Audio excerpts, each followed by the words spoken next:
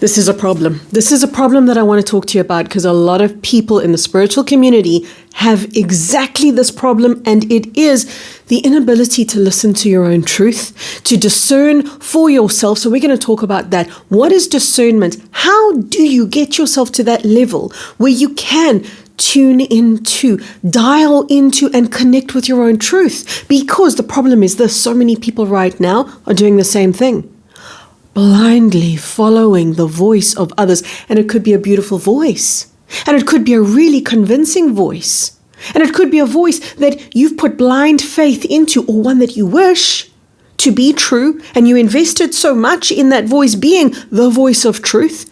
But when it's not your voice, you're investing unwisely. Here is something that triggered today's conversation.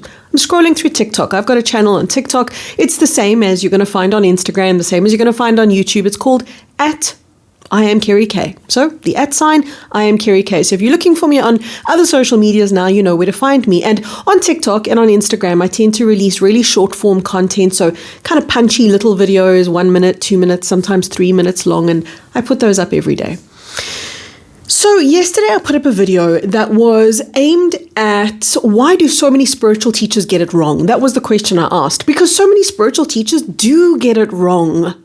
They say things like, we at 5D, or at the point of ascension, we, the 5D beings, are going to hop off the planet. We're going to blow this popsicle stand. We're going to either be picked up in a UFO or just poof onto another paradise-like place. And this is what they're teaching. So my question was, why do so many spiritual teachers get it wrong? And my point that I made in this very short little video was, because if there's one community that is the most infiltrated community on planet Earth right now, it's the spiritual community. I know that you may have thought, and many people did, oh, it's the political, it's the financial, it's the schooling, it's all of those systems of the false matrix. The most powerful people on planet Earth are the spiritual people. That's where the star seeds, that's where the light bearers, that's where the light workers and the beings of consciousness gathered. So they needed to be neutralized in some way. Now, I must just tell you, I have a power failure here right now, which means I'm running on backup, which means there's a buzzing noise in the background. So I apologize for the buzzing noise. But you know, I got this charge happening right now. I've got to talk to you right now. I've got to tell you right now this really powerful message about you've got to stop putting your power in the voice of others. But the only way you can do that is to start listening to yourself. So there were two comments that I read that made me go in response to the video that I'd put up. The first comment was, no one's wrong. No one's wrong. Free will happens. We're all allowed to see things as we do. There's no such thing as wrong. Because remember, my question was, why do so many spiritual teachers get it wrong? And what? Yes, there is something called wrong. If I said to you that you at 5D are going to go and populate another world, another planet, I would be wrong. That is wrong information. If I said to you the sky is red or it's going to turn purple and pink with blue spots, I'd be wrong. There are things that are factually incorrect. It's called being wrong. Here's the point. There's nothing wrong with being wrong. Do you see, the spiritual community got so indoctrinated into ideas like this that say, I can't be wrong, so I'm just going to eradicate the idea of wrongness instead of embracing the idea of wrongness. Because when I'm wrong, do you know what happens? I see myself, and it's hard work, and it's sometimes brutal, but I've got to see myself. And I've got to see those places where I'm wrong. Do you know why? Because it's okay for me to be wrong. In the same way, it's okay for you to be wrong. And how the hell can I teach you that? How can I teach you that it's okay to be wrong if I don't live it, if I don't know it firsthand? These are some of the ideas, some of the ways in which the spiritual community got so lost. It all sounds so frilly and beautiful. And that's why over the years, I've come to call myself no nonsense, straight talking spiritual talk, because people out there aren't doing it. They're all weaving these wafty ideas like, oh, there's no such thing as wrong. Like if you do this and you say that and it happens to be wrong, you're still not wrong. No, you're wrong. The thing is, you're not wrong for being wrong. It's not wrong to be wrong. It's okay, in other words. It's okay to get it wrong. Just because you do something wrong doesn't mean you are wrong. Just because you say something wrong, you can never be wrong as a person, but you can do wrong things and say wrong things and believe wrong things. So let's get back to that, Shelby. I said there were 2 comments. The wrongness one was the first, but the second one, holy guacadoodles, that is what caused me to come sit here and just tell you guys, oh, please God, don't be like this. Somebody wrote this, and I'm paraphrasing, but it was along these lines. They said, I don't know how to trust myself. I don't know how to listen to myself. So I keep listening to spiritual teachers wondering which one is the right one. Can you imagine being that person? Like you listen here and have you noticed how spiritual teachers, we all do this. We all contradict each other. Have you noticed why and how we do this? I might say one thing, somebody else says another thing. You might have heard something else. Then what you start looking for is, okay, so now I'm going to go with the mass popular. Like if 3 people say the same thing, I'm going to go with that theory, right? But if 4 people say another thing, then I'm going to go with that. This is insanity. What if they're all wrong? And what if I'm wrong too, for that matter? You cannot put your stock in what somebody says because I like the way they do their makeup and their hair and the way that they speak. No. The answer is this. What does it feel like within you? Because that's what discernment is. Discernment is a feeling. And this is why so many people don't understand what discernment is, because it's non-linear. It's not logical. It's not an intellectual standard. It's a literal energy that you feel, and the energy tells you yes or no. In line, not in alignment. It's an energetic resonance. And as we acclimate to 5D, more and more and more, that is going to come online. And here's a harsh truth for you, and I'm warning you, it is harsh what I'm going to say, but I'm not saying it to be nasty. I'm not saying it to be rude or to be cutting to you. It's not what I want. I really want to support you. I really want to serve you. So here's my harsh truth. You have no business, none, listening to the voice of others when you cannot listen to your own. You have no business listening to the truth of others when you cannot listen to your own. So I know a lot of you, oh, got an eyelash in my eye. I do. Woo, baby. Oh, of all the times, this is not the one. Okay, so excuse me while I poke around in my own eye. I always try not to edit my videos. I really do. Number 1, because it's a waste of time, but number 2, because I want it to be as real and authentic as possible, because that's what I pride myself in. I pride myself in showing you guys me, uncut, just as I am, because I want you to live the same, or at least give yourself permission to live the same, so stuff's going to happen. You got no business listening to the truth of others when you cannot listen to your own. The question then, of course, is how do you? How do you? Here's the answer. You got to connect to you. That's what's missing. That's what's been bred out of and even educated out of the human being. The humanity has been educated out of the human being. And what is the humanity? It is resonance. Your true human frequency is exactly that. It's a gold frequency. It's a frequency. It's an energy stamp, an energy signature.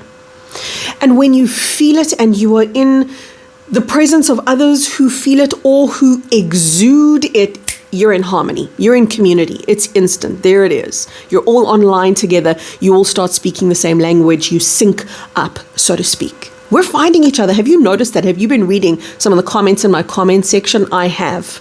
And you guys, I'm sorry I can't answer all of you, but you touch me so deeply. You warm my heart, because I do my best to read as many comments as I possibly can, even the ones that I just don't respond to because it's a time issue. Truthfully, if I did spend all my time answering comments, I wouldn't have time to, number 1, be with my children, and number 2, make more videos for you. So please understand why I don't answer every single comment. It's not because I don't want to, but I read as many as I can. And when I read your comments, I'm seeing that. I'm seeing how we're all finding each other and how we're all coming online. That is frequency. That's resonance. Resonance is like a magnet, and it attracts others of the same frequency to itself. That's how we attract more and more people. Even if it's online, it's okay. That's actually the ideal space, because we're still able to be around the world, which is exactly where we need to be, rods of light. For those of you who haven't watched the video, please do.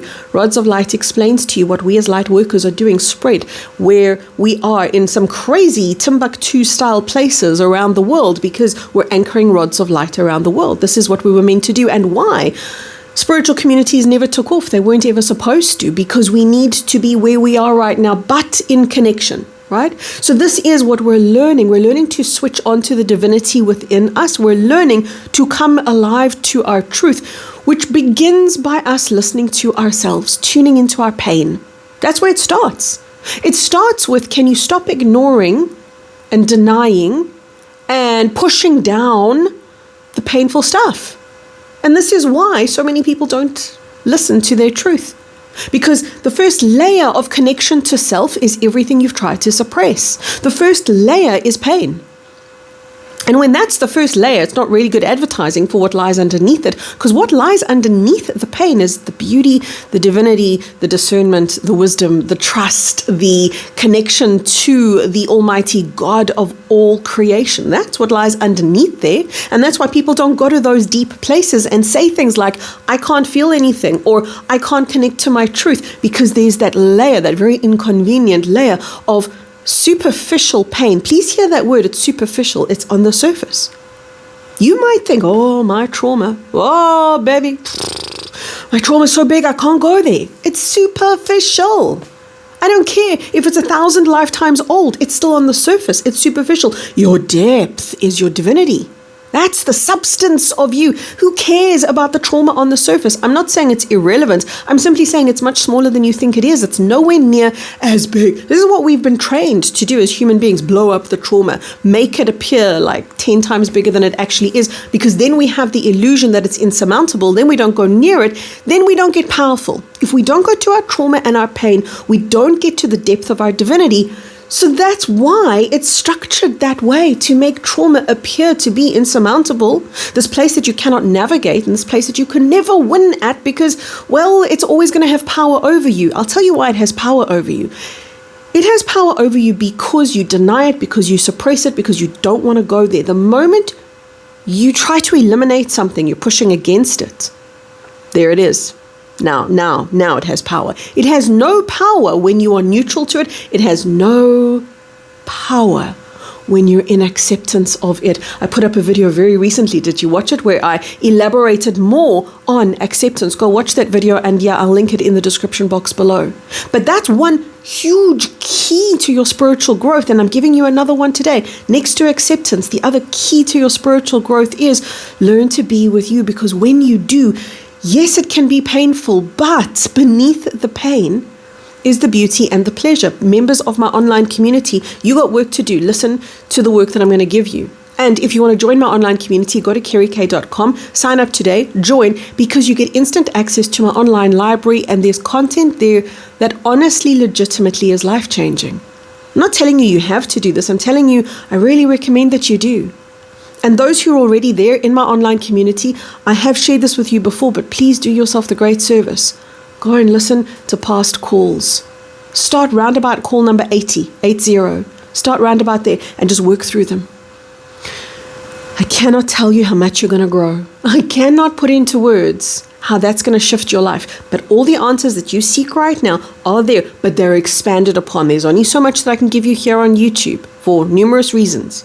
So go get the real deep gold if you feel called to go into the depth of yourself and you want somebody to shine a spotlight there.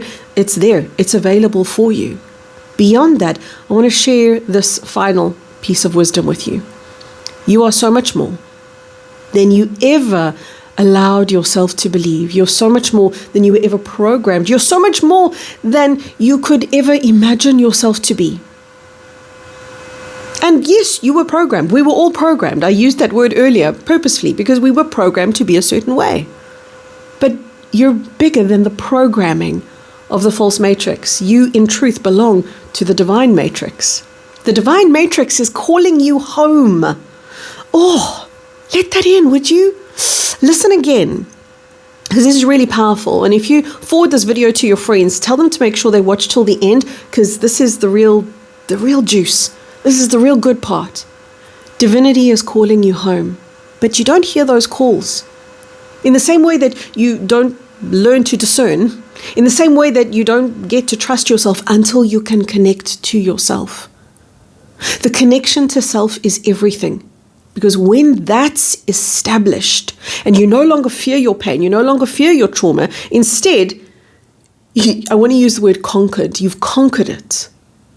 And you're triumphant and you are once again powerful. When you have re-empowered yourself and risen beyond the disempowerment of the false matrix, then you're going to hear the call of divinity. It's calling your name. It's calling you home and it's saying enough is enough. Enough playing in the arena of I'm not enough and I don't know enough and I can't and I won't ever get the answers, the talent, the skill, the whatever, so I've always got to rely on somebody else. Stop doing that. It was never your truth. It was only a program of the false matrix. But when divinity calls your name, you must answer.